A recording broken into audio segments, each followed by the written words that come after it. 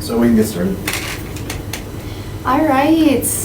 Good evening, everyone. It's great to see all of you. I don't think we've Recording in progress. Very good. Okay. Hi, everyone. Can you guys hear us? Wave if you can. Good. Thank you. Good evening. I know we haven't seen each other since December, was it? So Happy New Year. I'm going to call the meeting to order. It's 5:32 p.m. and it is Thursday the 8th. First things first, I'm going to take roll call. So if you're here, please unmute yourself and say here. Commissioner Hutchison? Here. Commissioner Greeno? Here. Commissioner Guzman? Here. Commissioner Vinson? Here. Commissioner Shelton? Here. And then we have Commissioner Ortiz, who's excused. She's on sabbatical right now. Oh, she's here. Oh, sorry. Commissioner Ortiz, I'm so sorry. That's okay. And then Commissioner Hassan is not here. All right. So next, can I get a motion to approve the agenda for today? And actually, sorry, can I get a motion to actually? Okay, yeah, approve the agenda. Sorry, I thought I was gonna move one of these agenda items over, but I think we'll just go forward with it. So can I get a motion to approve the agenda? Second? Second. All in favor, please say aye. Aye. Aye. All Aye. opposed, please say nay. Okay, the ayes have it. The agenda is approved. And then can I get a motion to approve the minutes for December 14th, 2023? So move. Second. All in favor, please say aye. Aye. Aye. Aye. All opposed, please say nay. All right, so the minutes for December 14th stands approved. All right, moving forward to regular business. So as you all know, we've been asked by City Council many times to be trained on ethics and what would you call it, rules are, or? Sure, loosely stated, yeah, we can call them rules. Okay, that we should abide by. And so we have the lovely assistant city attorney here to support us in that. So without further ado, I'm going to let you take the lead. Great. Thank you. Good evening, everyone. I think I've met several of you, but I don't think I've had the pleasure of meeting all of you. So just to briefly introduce myself, my name is Lindsay Mather. I'm an assistant city attorney in the law department here. As Chair Yang alluded to, I'm here to give you all a little bit of training. I kept it fairly broad.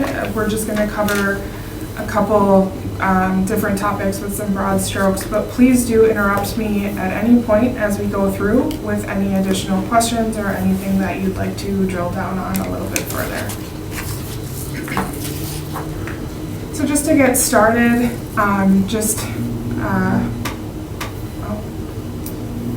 sorry, I have to look up between the screen in the room and my camera here, so bear with me. The first thing I wanted to just cover is what the duties of the commission actually are. This is just lifted straight from the Green Bay Municipal Code. That's section 12-11, which there's some references to the code throughout the presentation here if anybody wants to refer back to that later to read what the different provisions say in a little bit more depth. But broadly speaking, the commission has kind of two large kind of buckets that you're tasked with addressing. One is sort of inward looking at the city, and then more outwardly toward efforts in the community. And so the very first provision says the commission is tasked with monitoring the employment, contracting, and programming activities of the city. And so part of that is why we have some HR staff that are members of our HR staff are the ones that are actually here to work with the commission to provide information about some of the internal progress and practices that are and improvements that are being made at the city level. And along with that, part of the commission's tasks are to provide annual reports to the mayor and city council about the efforts that are being made internally. I'm not going to read, I mean, you all can read what the actual itemized list is there, but to meet those ends, the commission is tasked with just providing updates at least once a year, but however frequently as you all choose to do so, reporting to the mayor and council on the status of what's being done in the city, in the city government, and then also in the city as a whole more broadly. And kind of to that last point then is the more external looking factor, which is engaging with employers, housing providers, and other community organizations and stakeholders to look at the equal opportunities that exist in the city, how those can be expanded and additional opportunities can be provided, and also just raising awareness of important equity issues more broadly on that level, and that community level as well.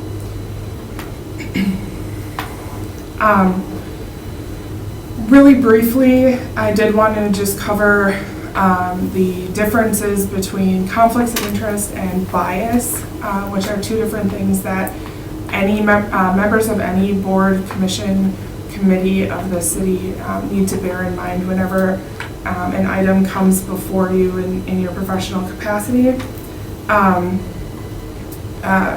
Joe, just looking at the Zoom here, I'm only seeing the title slide. I know I can see the actual slides moving in the room, but I don't know how we fix that. Oh, so it's not moving on this Yeah, Zoom? it still just shows so I don't know how to fix that, but. I don't either. That's interesting. Oh, there you go. That worked, whatever that was. Whatever it did? What? Yep. Okay. So that actually works well because now we can sort of see the conflict of interest and the bias slide at the same time. Oh. No, it's good. Yeah. It's just showing us the next one as well. I see. But when this applies a little bit differently to this particular commission because you don't have typical items every week where different people are coming asking the commission for the approval of different things in the same way that might be true about protection and policy, approving applications for licenses or council approving different things. But it's still worth noting that if there is ever someone coming asking the commission for something, or there's an initiative that the commission is engaged in that you would have either a direct conflict of interest or that you could potentially be biased, you do need to be aware of these two things. So the broadly speaking, the general rule is that if you have a conflict of interest, you must recuse yourself, and if you are biased or there's a potential for bias, you have to look at whether you can remain impartial. So with a conflict of interest, that would be any interest which directly yields a monetary or other material benefit to you, and as that's defined in our code, it also applies to any members of your immediate family or any organization with which you are closely tied. Excuse me, and then as it says there, when you have those direct financial or personal interests in a matter before the commission that either does impair or would tend to impair your independence of judgment, you are required to recuse yourself from consideration of that item. And just for context, recusal would require that you disclose the conflict of interest at the top of the item, so before any discussion takes place on the item, and then you're not allowed to excuse me, participate in the discussion on that item at all.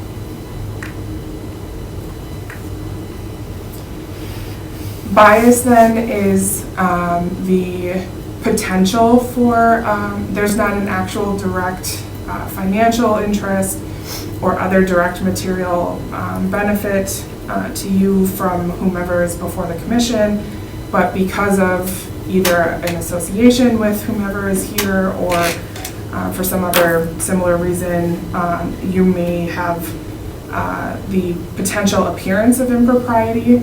And so in those situations, it does require that a disclosure be made. And I made that statement at the top because I think that's very important to understand.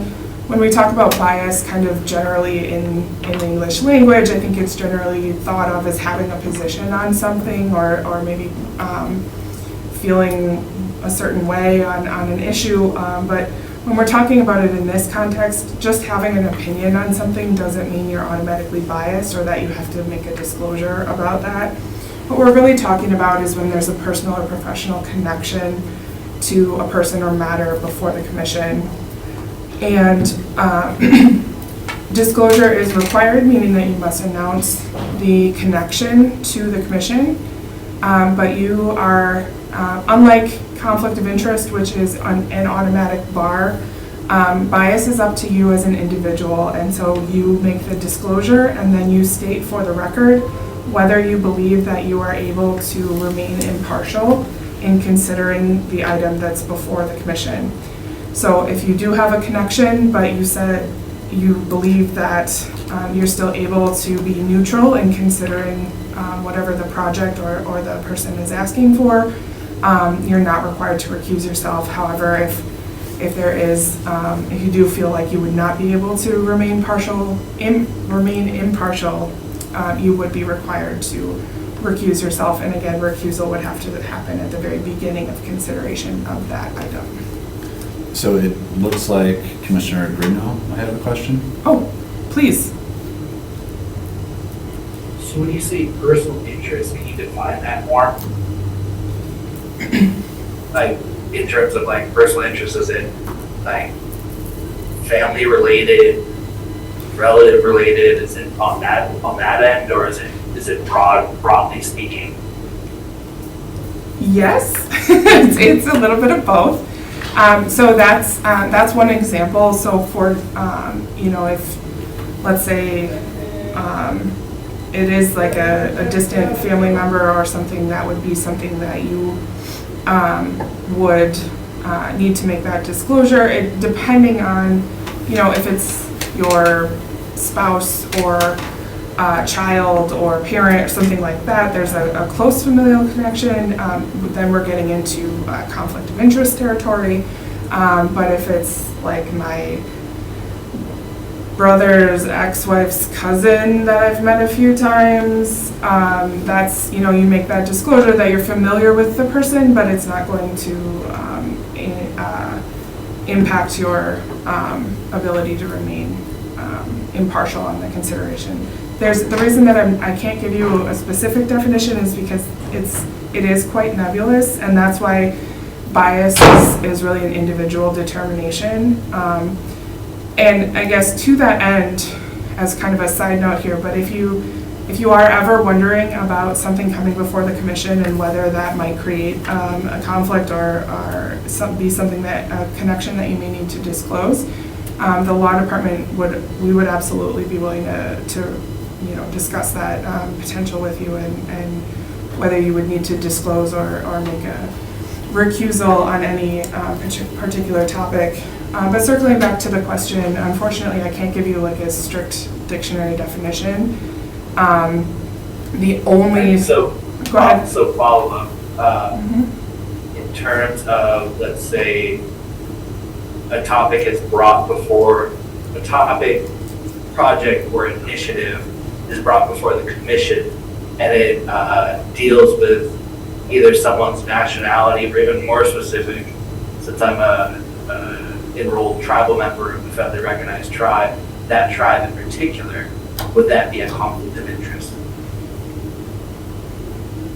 So I'm not deliberately trying to be cagey, but it does need to be an individualized determination. So if as a general rule, any protected characteristic of anybody is just sharing a characteristic with somebody else is not going to be a reason that requires recusal or even disclosure. If it is a situation where, because of the tribal enrollment or another similar connection, that you don't feel like you could remain impartial, that's really what it comes down to, is just how you believe you would vote on the issue. So if because of that mutual, if you're enrolled in the tribe and there's something related to the tribe before the commission and you're like, no matter what it is, I'm gonna vote, a particular way because of my connection, that obviously would be there wouldn't be an ability to remain impartial there. However, I'm not telling you that just because of enrollment or because of a connection like that you would automatically not be able to be impartial. It really needs to be an individualized determination. Does that help? A little bit. So I guess we're just gonna get right to the thick of it here, in the sense that I brought an initiative forward to the commission, and it's tied to my tribe in the sense of, being a Menominee from this area. We're looking to try and put signage to kind of represent the name of Green Bay as Chiquet. Now, being a Menominee myself and also a commission member, would this project or initiative potentially be grounds for conflicts of interest, even bias for that matter, from your legal perspective? So when we talk about a conflict of interest, it would be whether there's a direct financial benefit. So if that initiative would result in directly to you personally or to a member of your family, it would result in a financial benefit or other similar material. When I say material benefit, it's something similar to money in that context.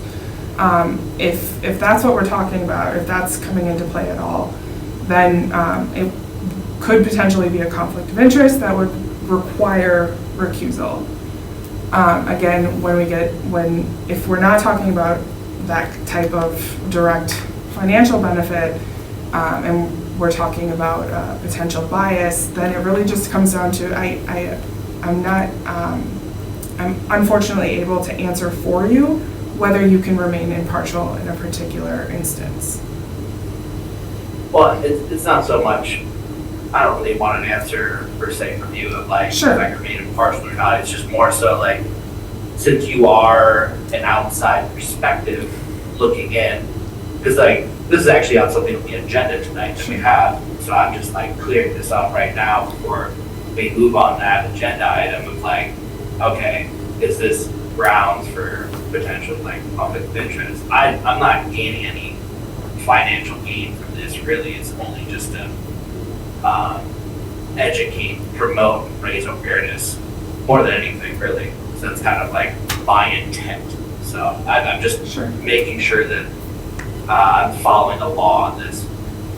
What I will say is that when it comes to bias especially, our preference is that you always err on the side of disclosure. So if you're worried that it's not clear or you're unsure, it's always good to state for the record, like, hey, I have this connection.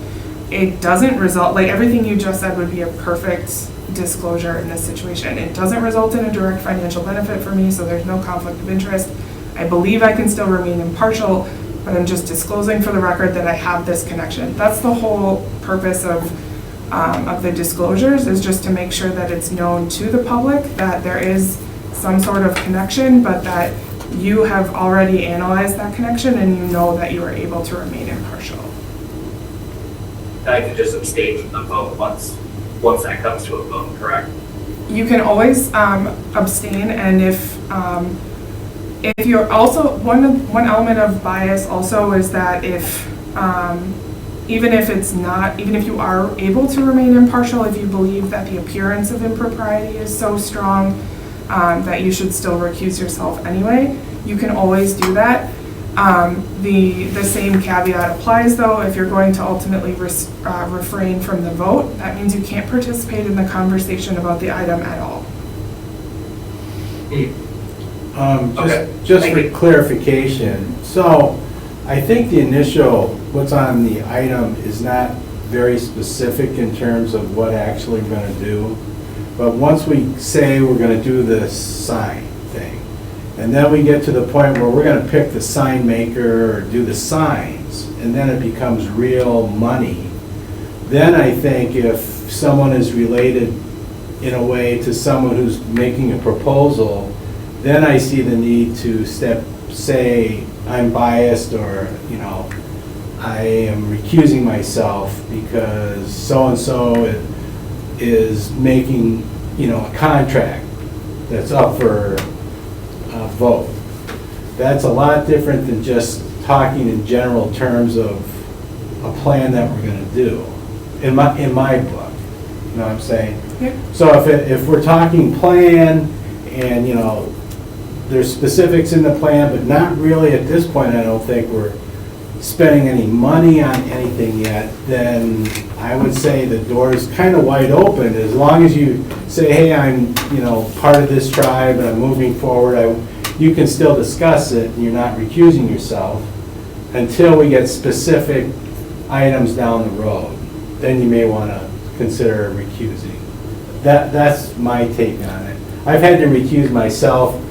My son's an artist, and the council is actually voting to pick his stuff and pay him, so I had to recuse myself right up front, because it was so, you know, I had to say why, and that's kind of a clear, yeah, you gotta recuse yourself. So, I think just putting it in terms like that, that's how I kind of interpret it, just for, if that helps. I think that's right, and I think it's also a good point that as an item develops, as there are subsequent discussions on the same general topic, whether you need to make a disclosure or make a recusal decision may change as you go along. And I should also say, if you're having a conversation that does not require disclosure or recusal, but then like at the beginning of the discussion of the item, but then somewhere during that night's conversation about that very item, something in the conversation changes that does create that bias or that potential conflict of interest for you, you do need to make that disclosure right away at that point, that you realize that bias or that conflict of interest exists, and then from that point forward, stop engaging in the item. Got into the weeds a little bit on that one. I hope that was clear. Any other questions on that?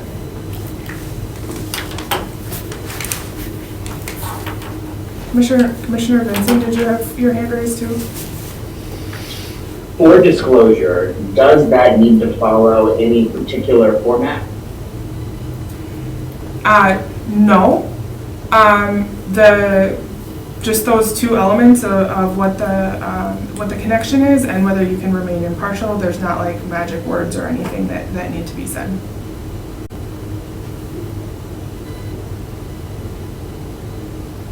And Attorney Mather, sometimes in like quasi judicial hearings, like the chairperson running it will ask before we get started. So it kind of gives the commissioners opportunity to state that before we get started. Yes. But not every item is going to have that, so sometimes it's a little different. You might just have to kind of interrupt before we get started. No? Yes. Exactly correct. Okay. Moving on to the political activity. This actually comes from, just like the conflict of interest comes from the ethics code, there is a provision in our ethics code that controls political activity and specifically what city employees may engage in, or more accurately, may not engage in.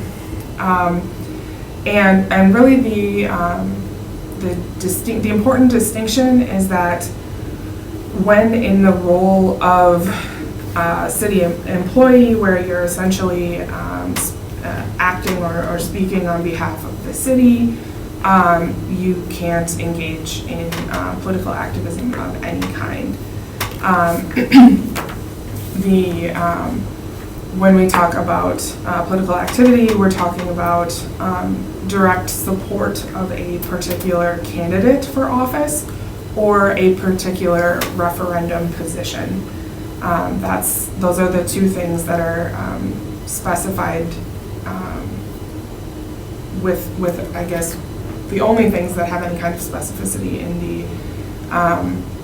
the ethics code. So while there may be, broadly speaking, again, in kind of the common English language, things that we all may think of as political, when we're talking about what the ethics code actually is referring to, it's support for a candidate or a referendum position. Commissioners, elected officials, and others subject to the city's ethics ordinance may not solicit city staff for political support of a candidate or referendum position. To the extent that members of the commission or alders or anybody else may be speaking directly with city employees, there can't be any, this again largely applies to people running for office, so less so to you as commissioners, but for example, an alder couldn't ask, or somebody running for an alder position could not ask a city employee to put a sign in their yard while the person is at work. That's a whole other thing. I'm not gonna get into the weeds on that one because most of you here are elected officials. The other important thing is just that nothing in the ethics code prohibits employees or commissioners, and certainly not elected officials, from exercising their constitutional rights to engage in political activities when you do so in your private, unofficial capacities. So again, the kind of important trigger is whether you are acting in an official role on behalf of the city, or whether you're acting in an individual role. And so if you're representing the commission at a community event, that would be a direct representation of the city. And so to direct political activity would potentially violate the city's ethics code.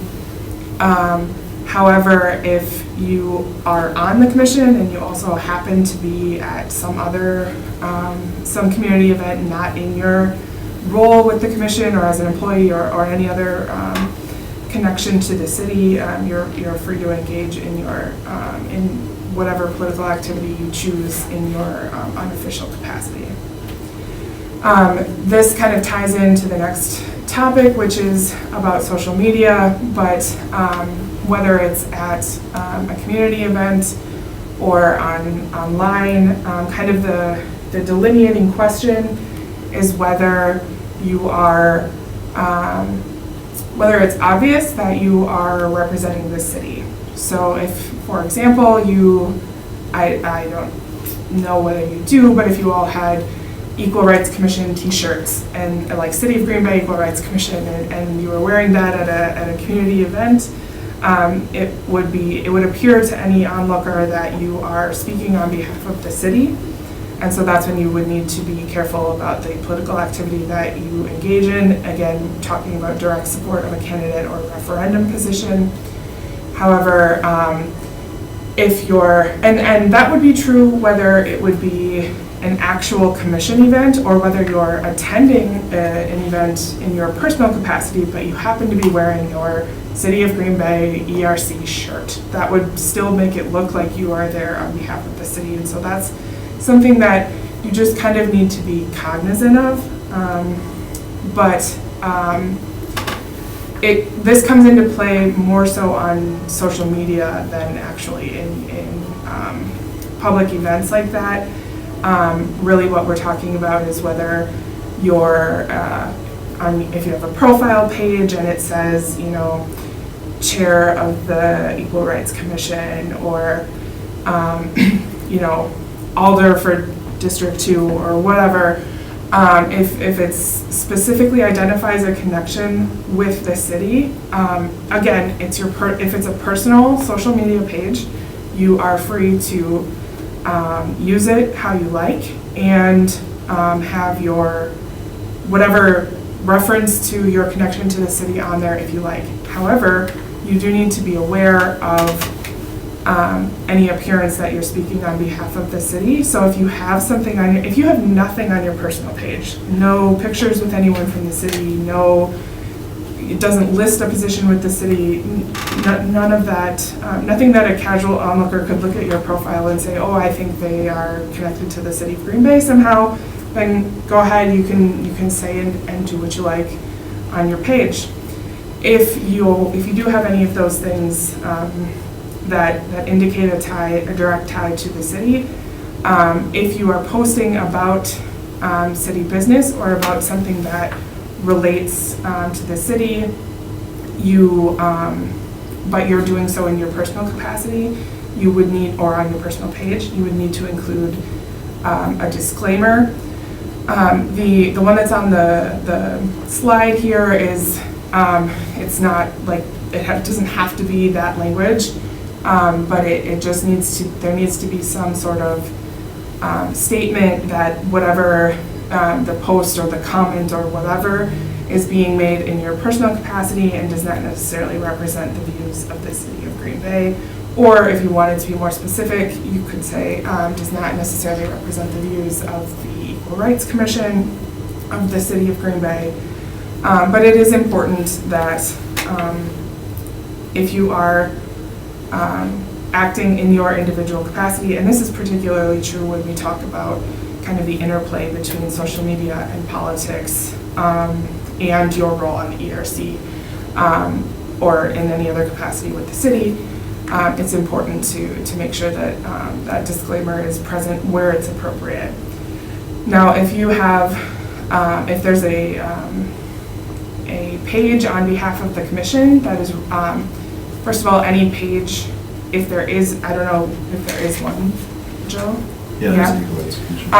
It should be a city page, and that's mostly because the city has a program that will automatically archive social media posts, so it helps us comply with open records requirement or public records requirements and those kinds of things. Excuse me.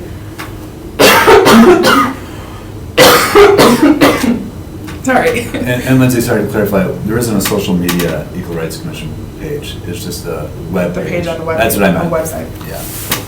If there ever is any kind of social media page about the commission, it does need to be through the city's social media. And it should only be used for communicating commission business.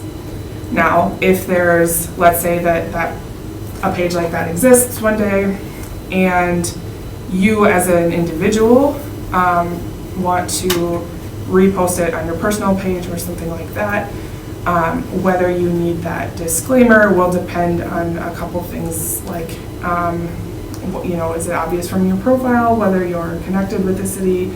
And are you making a comment on when you repost it that says something like, I'm a member of this commission, look at the great work that we're doing. Again, my advice is always to err on the side of having the disclaimer, but I do understand that there will be times where you're simply reposting or you're not really adding a commentary or taking a position where that disclaimer may not be necessary, but my guidance consistently is that if there's any question, you should err on the side of having the disclaimer present. And it can be the first part of your post, it can be the last part of your post. I've even said in the past that if you have a post and then you post the first comment and that's where you put the disclaimer, as long as it's obvious from very quickly from looking at the post that disclaimer is there. Just the presence of the disclaimer is what matters. So just to clarify, so the Equal Rights Commission is allowed to have a Facebook page? Mm-hmm. Okay, so that's good, number one. And number two, So are we, if we created that Facebook page, are we allowed to promote like Black History Month, things like that? Or does it have to be like equal rights business, like things that are listed in our agenda? That's a very good question. Yeah, I think, I would say we can look into that for Yeah. sure, because I think there'll be a little bit of like, city staff will probably run it for the most part, so Yeah. that's where it's probably not as connected to the agenda, but we can double check on what we want to do with that. Okay, that'd be great, thank you. Yeah, absolutely. And that, I mean, if we want to get into the weeds and on the social media policy generally at some point in the future, we can certainly do that. But there is a very specific policy that would pertain to any city-run page. And one of the requirements is that it has to be run by staff. So, yeah, we can certainly have additional discussions about that, but I think that there are occasionally just city posts that are about things like, whatever month, is whatever we're honoring in any given month and those types of things. But yeah, I hesitate to give a definite answer without having looked into it first, but that's just a lawyer thing, but yeah, we can circle back on that for sure. Great, thank you. And that's what I have for you all. I kind of wanted to keep it, I know I went into a lot of depth, but I wanted to keep it fairly high level. Do you have additional specific questions for me? Anything that you wish would have been covered by the training that I didn't hit? I do have a question. So say we wanted to host an event and someone wanted to sponsor that event, are we able to do that, or we aren't able to accept gifts and monetary things? Well, so as individuals, we can't accept any gifts or anything with any monetary value. I would have to know more about the specific circumstance. I know that on occasion the city partners with different community organizations for programs in any variety of contexts. So I can't give you a definitive yes or no, but that would certainly be something that on a case-by-case basis could be looked into. So as a commission, we can be asked to participate in, say, a community event as officials of equal rights. And we can educate in terms of what exists, what the framework is, alders, how the city's divided and all that. We can state facts, and we can go right up to it, including, like if there's a referendum coming forward, we can give facts about the referendum and when the vote is. And then if we stop, we're okay, right? And we don't say you should vote this way or that way. Or is that not allowed? I apologize. Any of these hypothetical questions you all ask me, I will take a couple moments to pause and think before I answer you all, so bear with me. But as a general proposition, if you're giving factual information and not advocating a position on something, that is not a violation of the city's ethics code. I am kind of couching my language a little bit because we do have to be a little bit careful of how even factual information is presented at times. If it's, this is what's on the ballot, make sure you go vote. Sometimes some of those messages get a little bit closer to the line even without explicitly advocating for a position. I very much like informational activities that are just, this is what's on the ballot. But when we start getting into get out the vote type things, those are often better left to community organizations rather than the city. Okay, thank you. Does anyone else who is joining us through Zoom have any questions for Lindsay? My quick question is, if there's people, community members, let's say, that are reaching out to me, with different issues they might want, to be discussed, what is the preferred method for us to communicate that to staff? Because a lot of people can't, like, they don't know where to, like, submit, you know, maybe a FOD or whatever. So let's say they call me, am I supposed to then, as a commissioner, just email this somewhere? Or do I just wait for, like, when I come to my meeting and I share it as, like, you know, a chair update thing? Is there a preferred method when it comes to that? Because there's no, right now as there is, I've had a lot of people, you know, come to me and tell me that it's really difficult for them to, like, let us, like, check in with the city about, like, equal rights situations. Because there's not, like, it's not very easy to navigate where that place is for people to, you know, put a, like, equal rights complaint. So I guess my question to you is, like, where would I send these people? I can So, start. yeah, go ahead. I was gonna say, I mean, I think everyone for the Equal Rights Commission at this point, if you have members of the community with questions, they're not sure where to send them to, you could send them to me, and then I can distribute it from there. All right, thank you, Joe. And the only thing I would add is that because of open meetings requirements, we're not in a position where anyone on the commission can come to the meeting and present some of these concerns that you've heard. Anything that is going to be discussed at the meeting needs to be noticed ahead of time. So that would be, the best way is to make sure that it's communicated with Joe, and he'll direct it to the appropriate staff ahead of time. And if that also includes needing to get it on the agenda, staff can take care of that as well. But if, you know, if there are other concerns that you would be bringing to the meeting or something like that, those wouldn't be able to be discussed until the following meeting when they're properly noticed. All right, thank you. Good question.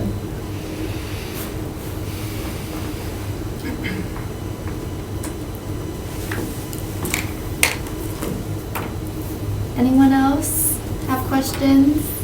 Otherwise, you're always able to ask Joe to get connected with Lindsay if you think of any questions down the line.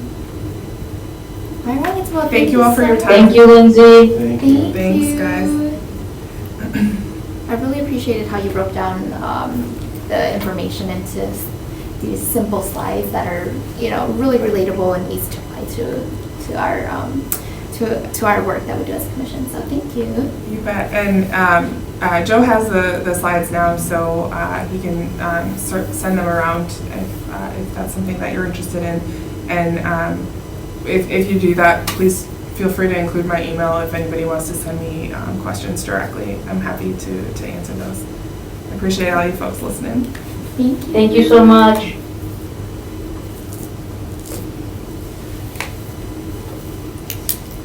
All right. So the next agenda item that we have is voting for a chair for the Equal Rights Commission. So I don't know what the proper process is, Joe. Is it just open up the discussion and? Yeah, I think it's probably just looking for a motion or open up for discussion. For nominations. Yeah, for nominations, yeah. Thanks. Attorney Mather. Thank you. You bet. Looks like Commissioner Sheldon. Oh, okay. Commissioner Shelton. Hey everybody, how's it going? I'd like to nominate Tara Yang to serve as our chair again. Is there a second? Hi, Commissioner Guzman. I would like to nominate Tara Yang for chair of the Equal Rights Commission. Okay, so that'd be a second. All right. Any more discussions on that?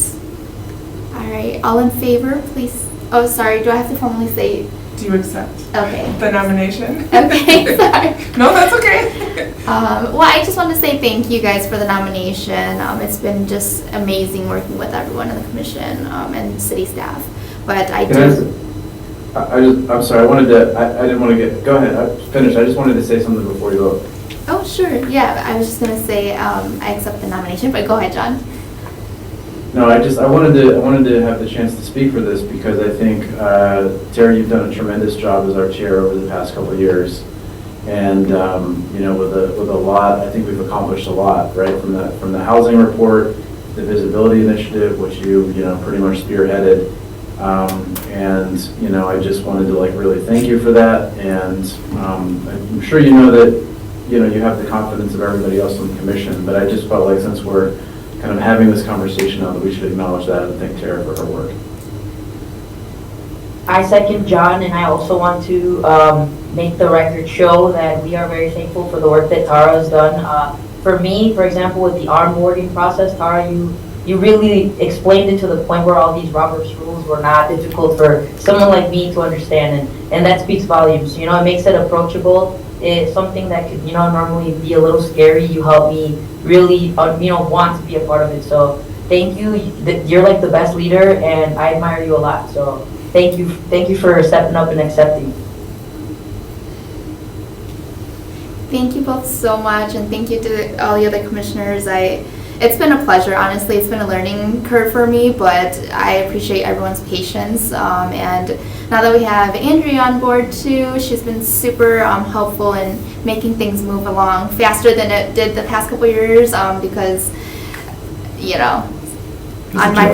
No. I'm kidding. No, It's all good. on my part, we all have, you know, our full-time jobs, and then this is a volunteer this is a volunteer position that we so graciously, you know, use our free time to be on. And so I appreciate everyone's time, and especially Joe too. Thank you for being patient with me for the past couple of years. I really appreciated that. But thank you everyone, and I do accept the nomination. So all in favor of me being chair for the ERC for the 2024 year, right? Is that phrased okay? Okay, please say aye. Aye. All opposed, please say nay. All right, so the ayes have it. Congratulations. Thank you. Congratulations and thank you for the wonderful job you're doing. Yeah, we're still here. Okay. So moving forward, I'd like to get a motion to appoint a vice chair. So moved. Are there any nominations? Oh, sorry, not motion to appoint vice chair, but I'd like to open up discussion to vote on a vice chair. I would nominate Stephanie Guzman for vice chair. Anyone ask for a second? Oh, and then can I have a second for that? Second. A second by Shelton. And does she accept? And Commissioner Guzman, do you accept the nomination? Absolutely, I accept. Thank you. Thank you, Commissioner. Thank you, Alderman Hutchinson. I do want to say that Stephanie she's been just the greatest support for the ERC, even though she is going through a lot of, you know, things personally. She's been on board with every activity that I've introduced to her. She's been a go-getter, and I applaud her for just really diving in, especially into the unknown, right? How she stated earlier, where she said that this was in a space that she was familiar with, but she took the initiative to really learn and really engage. So thank you for your service, Commissioner Guzman. Thank you. Yeah, no problem. And so let's take a vote now. Before you vote, just ask if there are any other nominations. Oh, sorry. Okay, are there any other nominations for vice chair? Okay, and then at this moment, can we take a vote? So all in favor of having Commissioner Guzman as vice chair for the ERC for the year 2024, please say aye. Aye. Aye. All opposed, please say nay. Thank you. Okay. Thank you. Congratulations. Congratulations, Steph. Thank you, guys. I'm excited for what's to come, and I love the energy in this room. Just, you know, here's to the next year, you know? Thank you. Okay, so next agenda item, for consideration with possible action on the initiative to install signage that has the city of Green Bay in the language of each culture represented in Green Bay that was held over from August 17th, 2023. And I think I will let Commissioner Guarino take that away. Yeah, I would just like to make a motion to table this until the next meeting. I was pretty sick last month, so I didn't think it okay. We're going to the point where I wanted to present it again tonight, so I'm just asking that we can move it to March if at all possible. Second? I'll second. Okay, all in favor to move that agenda item to the next meeting? Aye. Oh, sorry, say aye. All opposed, please say nay. All right. Thank you, everybody. You bet. Wait, do we have the option of forcing Marcus to do it? Right, I would love to force I mean, we can sit here and, you know, I do have the gift of gavel, and we can sit here all night and, as they say, filibuster this meeting until 9 o'clock. All right. Don't even do that. The vote was taken. It's good. All right. So next, what I wanted to do to really make sure that we're moving forward with the visibility initiative is to appoint a commissioner to take the lead on that. And that doesn't mean you're attending like 10 to 15 events a month. That means that if you see an event or if there's something that we can be doing, bring it up to the group or delegate that task to someone so that we continue to engage with the community. Does anyone have any questions about what I'm asking or what I'm trying to motion here?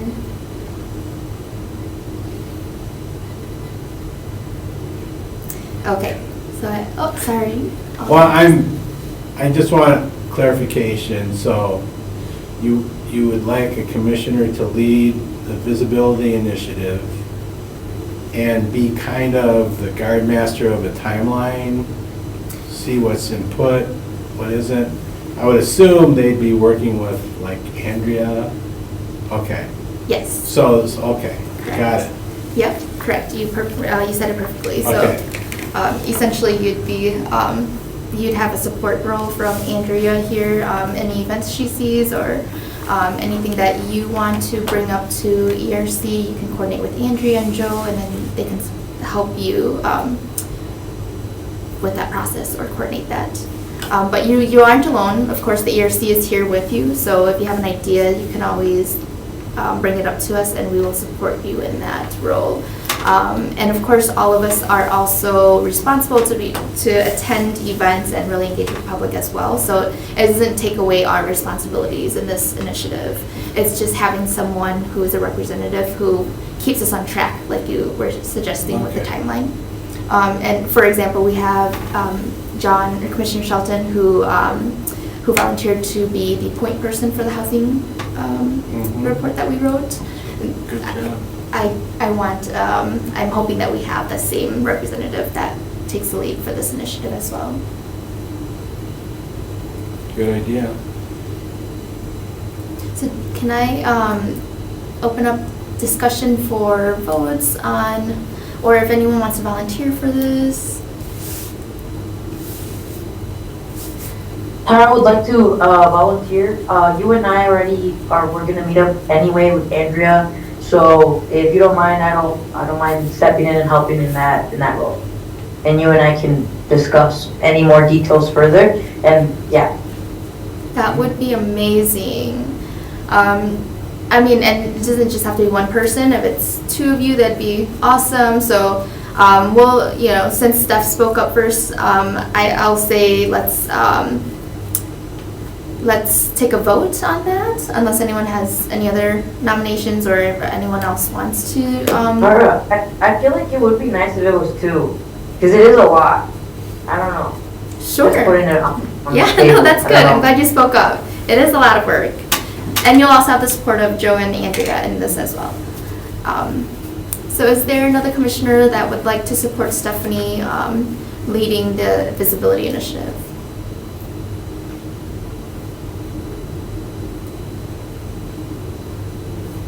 And that's okay. Think about it. I'll do it.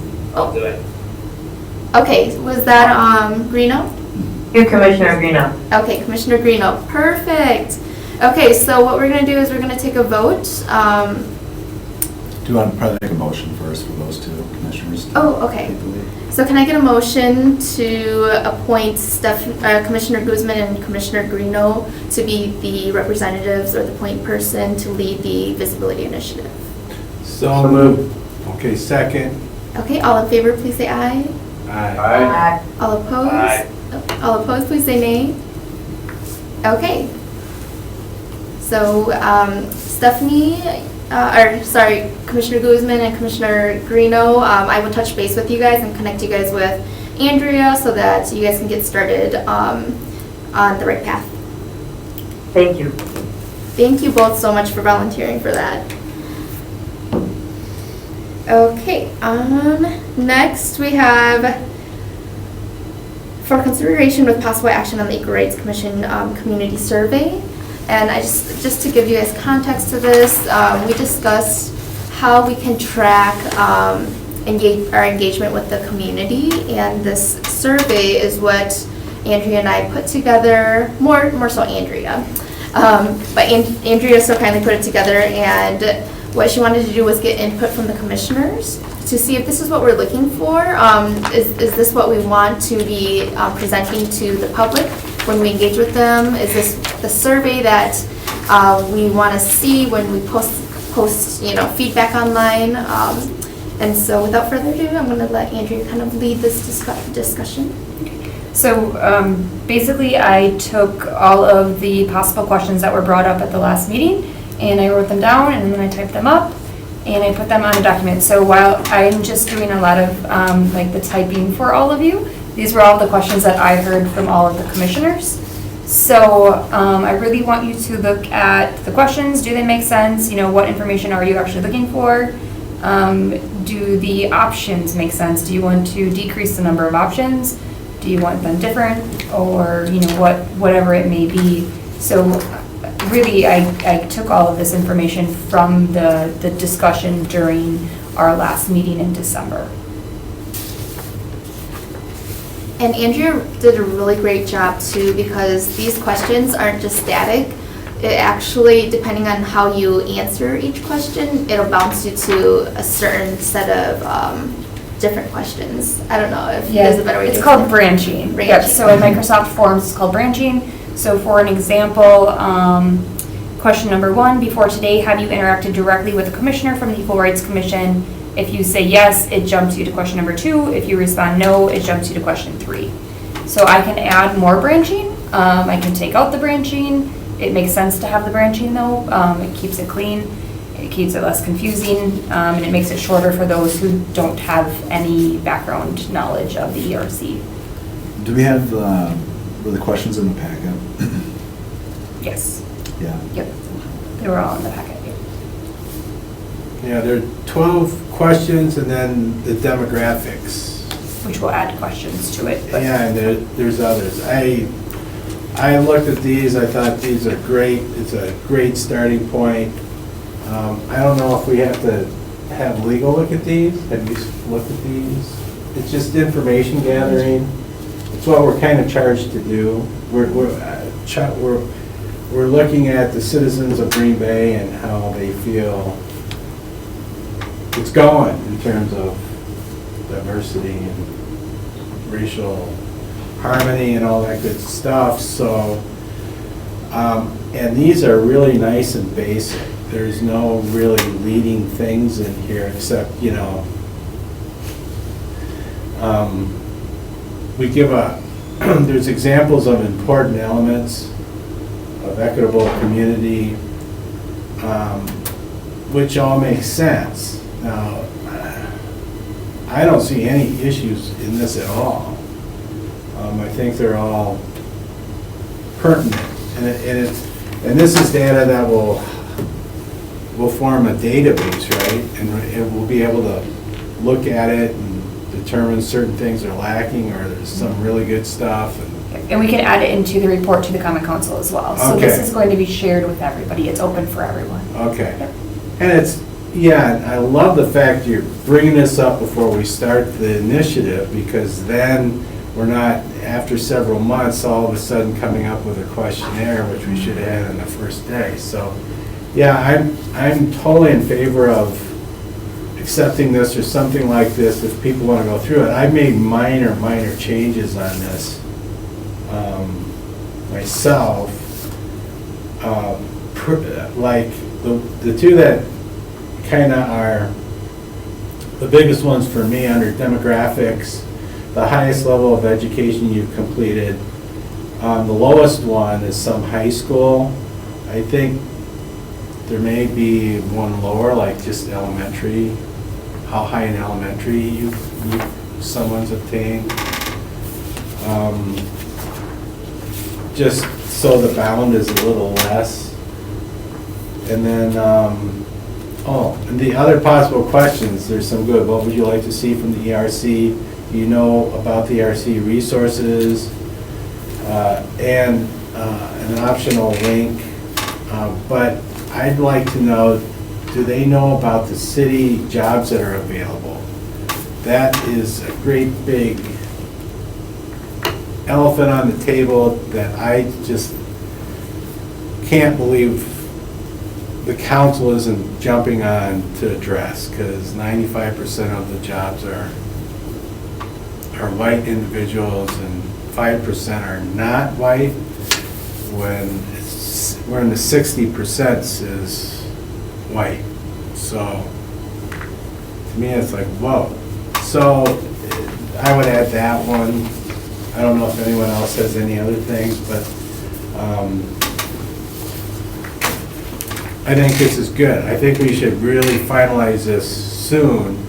Maybe if people look at it and come to the next meeting with, or send things to staff before the next meeting so a final version can be approved, if that's doable. Then I would make, I don't know what kind of motion that is, to just refer to staff. Yeah, I refer to staff. Okay, I'll make the motion to refer to staff and ask commissioners to review the questionnaire and get all comments to staff, and then with the goal of finalizing at the next meeting. So moved. Before we get to that though, any other discussions? Okay, so second, we got a second on that? So all in favor, please say aye. Aye. Aye. All opposed, please say nay. Aye. Okay, great. And I just want to say again, thank you so much, Andrea, for working so hard on that. And I do want to also add in that she really thought this over like very well. She thought she had foresight in this, right? She's thinking about how can we utilize this data? How can we compare this data? So some of the demographics that you see there, it's coming off of the U.S. Census, so that we can compare it to larger masses and populations. How our city is doing compared to others, right?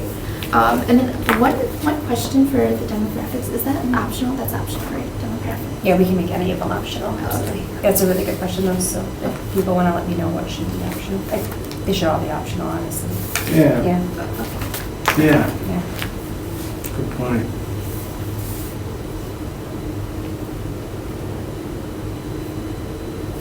All right, and then next thing, I just want us to all just kind of skim through the Green Bay Civil Rights Ordinance, just to review that, and just, you know, it's a whole new year, so I want us to be familiar with it before we start really engaging with the community. So we can just take a minute or two just to skim that.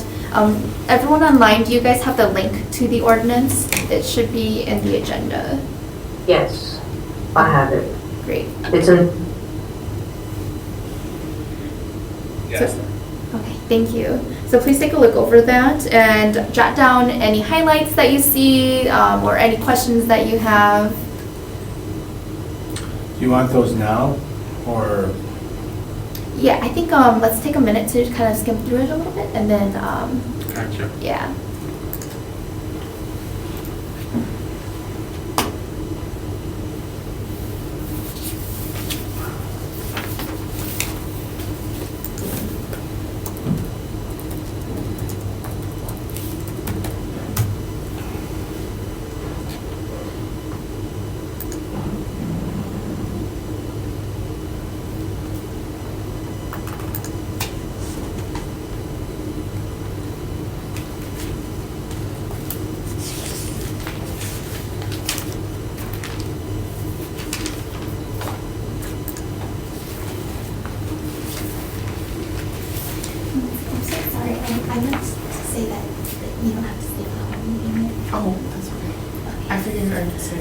in case anyone has any questions. Okay, thank you. Yeah, I was like, let's have it first in case, you know, I appreciate that. Okay. I get comped on, so. Oh, okay, good, good.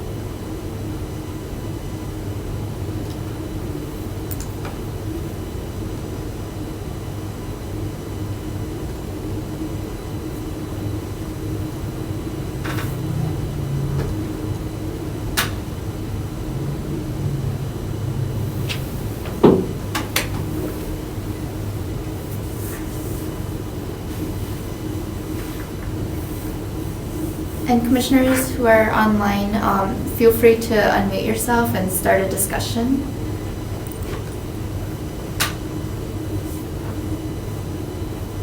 All right, just a thought, nothing, just I'm gonna throw it out here, but as I was reading the Equal Rights Commission, that part for I did read the civil rights at the top, then it really went into, let's see, the part about reporting or something like that. There was something there, I have to highlight it. I just feel like maybe if we write it to you, we could explain, because there's a lot of parts of this that I think it would be nice to have refreshers of this. I feel like as I'm reading it here, it would be nice to, I don't know how to explain it. It seems like this topic right here is one that has caused a lot of, it's like a controversial topic even though it isn't, and so I feel like this,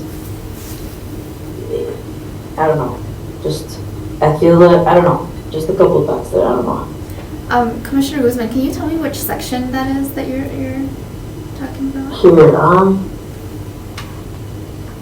I'm gonna send it to you because I'm not sure, I think I'm reading the wrong place, that's why. Commissioner Guzman, are you talking about the duties of the commission and the reporting that the commission does to council? Yes. That's section 12-11. Okay, Okay. thank you. You bet. Okay, so I'm just going to quickly scroll down to 12-11 here. And then Commissioner Guzman, can you restate what you were highlighting or your concern? I feel like we should be able to report more often to city council members about, I don't know, it could be events that maybe were successful in the community. As an Equal Rights Commission, we could probably make a moment I would like to, I think, see that city council meetings have a little bit of the highlights maybe before they begin. If it's reporting that we have to do, I know that we do report different kinds of things, but I also feel like there should be a moment where we report to them, maybe about events that are happening and things like that. I don't know. I feel like it's something that I don't see that happens often. And I think it would be nice. Maybe it would actually get them to start to see all the diversity, you know, and how there is a lot of invitations for them to actually meet diverse populations. So, you know, I don't know, just a thought. No, that's a really great point, and I think that that's something that you and Andrea can discuss as you guys are working on the visibility initiative. I don't know if that would be considered like a report or an update to the council members, but I think that's a really great point. All right. It depends on how formal you want it, because as an alder, there's an announcement section at the beginning of the meeting. It's like one of the first things after the Pledge of Allegiance and everything that one of the last things before we start delving into the agenda is announcements. And I can informally say, I would like to report that, or just say whatever it is. There's a happening at so-and-so place regarding whatever community, and give details and just leave it as a sentence or two. It shouldn't get too involved because then it's more of a actual report. But if it's just a statement of fact of what we've done or what's going to happen, I can easily do that as an announcement. That's an option. I mean, use that as an option. If we want it more formal, then we'd want to probably, I don't know how we'd have to do it. Maybe under the Equal Rights Commission section, we'd have to formally say something at this meeting that then gets put onto the agenda. So that'd be more way. Right, and the only reason I bring this up, Alderman, is because I remember, I think it was the past city council meeting, one of the aldermen was saying how one of the things they would like to see more from our commission is that they get invited to events, right? That Yeah. they also get, you know, I don't know. They made a comment, and so in my mind, I was like, you know what? Fair play, you know, I feel like it's something that I don't mind doing. If that means that I go announce, hey, there's gonna be this festival, I'm sharing it with, you know, I could do that, or like you said, Alderman, maybe even you could do it, you know, but definitely interested in seeing if we could do some work. But anyway, this is just dialogue based off what we just read, the Yeah. ordinance. Yeah, and that's solely an option for very informal invite. We could do that, absolutely. I'd be willing to act on the whim of this commission, however you want to use that announcement thing, or if you want it more formal. I think the announcement thing is a really good way to do something very quick and easy and let them know. That way, they wanted to know, so we're bringing it up. You know? All right. That's a great idea. Because I had the same idea, Vice Chair. When I went through this initially, I thought, whoa, there's, you know, reporting to the council. I know there's this, there is a report that we give the council, and they know they do read it, and they're interested. But I also know, like you say, they're more interested in the more informal stuff. So I had the same exact ideas. And I always come to that announcement wondering if I should be saying something, but I'm not going to act by myself. If you, as a commission, want something stated, let me know. I'd be happy to bring it up informally, and just let me know on the side or whatever, and then I'd be happy to do it informally, not as part of the okay. commission, you know what I mean? It'd be informal. Because people are bringing up all kinds of stuff that's happening in the next week or two or whatever. They'll announce it at that point, so alders are. How soon in advance would you need to know what I would just your need to know, like, we meet on Tuesdays, I need to know sometime during Tuesday. Okay, that's great. We meet at, what, 6 o'clock? So I need to know maybe by 5 o'clock, just so I can write the sentence, make it right, that's all. Oh, okay, simple enough. So Stephanie, I'm going to have you work with Andrea and Alder Hutchison There we go. and Commissioner Greeno on that, how to officially announce things to the council. Does that work? All right. Yes, thank you. Okay. Any other discussions or highlights that you guys want to bring up from the ordinance or about the ordinance?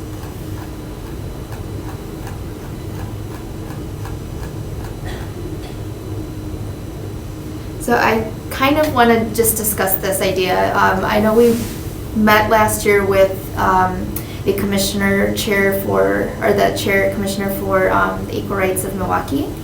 And what I noticed was that he listed that visitors were protected under the ordinance. And for us, it's more residents and people who work in the city. So I had a quick question since we have Lindsay here. For visitors, does the discrimination ordinance, things like that, apply to visitors as well? If they were to discriminate against a resident here, how does that work? Are we able to say, hey, you're not allowed to do that, or? So, just so I'm understanding the question, so if the person visiting is the one doing the discrimination, is that what you're asking? Yes. Discriminating against? Oh, I guess vice versa too. If Okay, they are, I wasn't sure, I thought it was the other way. Sorry, and then- stated No, that it's all wrong. good. Yeah. So what I'll say first is that, I don't want to get too in the weeds, but I kind of can't help myself, so just cut me off. But there's the three kind of different elements to the ordinance. There's housing, employment, and then public accommodations. And so for housing and employment, that obviously typically applies most frequently to residents because you're likely to, you will obviously live here and then you're likely to work near where you live.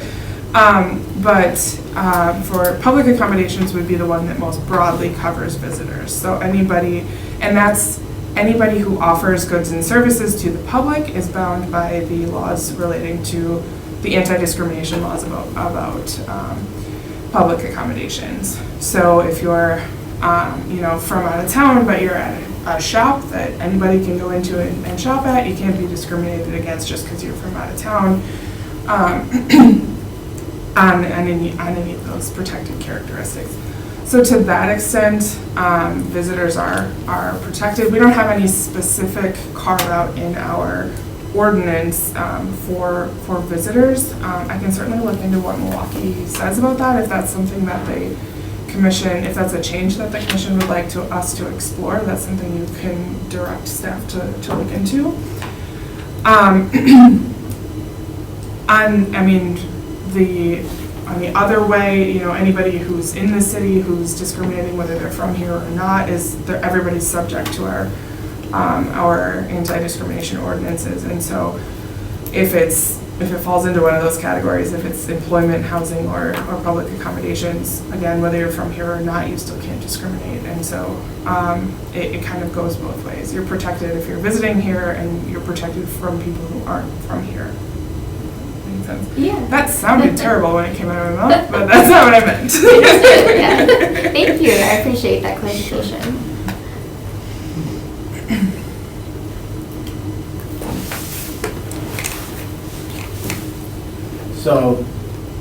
So there's a civil rights section, that's chapter 12. Mhm. This threw me a little bit, I learned this over the last year. And then within civil rights, this commission is discussed at the end of it. Yes. Section 12, Yes. -11, Yes. Equal Rights Commission. But the Equal Rights Commission is detailed in section 1211, but everything above it pertains to what the Equal Rights could monitor, Sort of. sort of. Yes.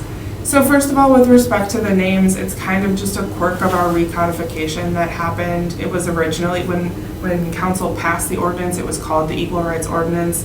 And then we renumbered and redid all of our ordinances, and so in the course of that change, rather than it being called equal rights, it was changed to civil rights. That's kind of just a naming thing. It doesn't have any effect on the substance of the ordinance. All of the provisions in Chapter 12 still, whether we want to call them civil rights or equal rights, they're all still equally applicable regardless of the broader title that we use for them. As far as the commission's role, So we need 5 people for a quorum, right? Oh, did we listen in? Yes. We just lost, now we're down to 4. Oh, shoot. But thankfully, we just got through everything. That's all in business, right? We're on an informational item right now, so I'm not sure how we continue with that. yeah, I'll be Good thing very- Attorney Mather's here. Yes, I'll be very brief. I mean, I don't want to go too much into the substance of this anyway. The kind of the Cliff Notes version, the people younger than me won't know what Cliff Notes are anymore, but the point is that the Equal Rights Commission is tasked not with investigating complaints of discrimination under our ordinance, because that's outside the scope of what the commission's duties are, but really at looking at what the conditions are in terms of diversity, equity, and inclusion in the community, and how, what steps can be taken to make those, to make more strides in those areas. And so it fits under the civil rights chapter, but I always like to make that distinction that the commission isn't actually tasked with investigating complaints. Okay. Those get referred to Right. the state and federal agencies that are most appropriate. Yeah.